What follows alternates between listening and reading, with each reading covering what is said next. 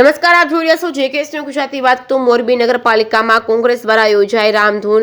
સમગ્ર વાત કરવામાં આવે તો મોરબી શહેર કોંગ્રેસ સમિતિ દ્વારા આજે સવારે 12 વાગે મોરબી પાલિકા કચેરીમાં પટાંગણમાં રામધૂન બોલાવી હતી, જેમાં મોરબી નગરપાલિકા વિસ્તારમાં ભંગાર હાલતમાં રોડ છે, ઉભરાતી ગટરો, ગંદકી જેવા લોકોને પડતી હાલાકીને તંત્ર સમક્ષ ઉજાગર કરવામાં આવ્યું છે। જોકે તેમનો અવાજ દબાવવાનો પ્રયાસ થયો છે, જેનો જોરદાર વિરોધ કરવામાં આવ્યો છે। આ બાબતે વાત કરીએ તો મોરબી શહેર કોંગ્રેસ સમિતિના પ્રમુખ પુષ્પરાજસિંહ જાડેજાએ માહિતી આપતા જણાવ્યું હતું કે મોરબી શહેરમાં ગંદકી, ગટર, રસ્તાઓ, રખડતા રઝળતા પશુઓ, પાણીના પ્રશ્નો અને લોકો હેરાન થઈ રહ્યા છે। આટલું જ નહીં, શહેરમાં અનેક જગ્યાએ ગટરના ગંદા પાણી, રોડ રસ્તાઓ ઉપર ભરાયા છે। વરસાદી પાણી ગટરના ઢાંકણાઓ નથી કે પછી ગટર તૂટી ગયેલ છે, જેથી શહેરમાં મચ્છરો અને માખીઓનો ઉપદ્રવ વધી રહ્યા છે।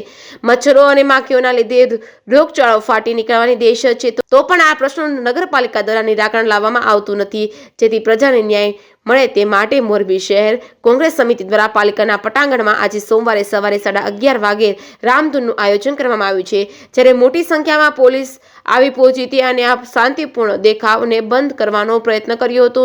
જેકેએસ ન્યૂઝ ગુજરાતી સાથે શ્રીકાંત પટેલ, મોરબી।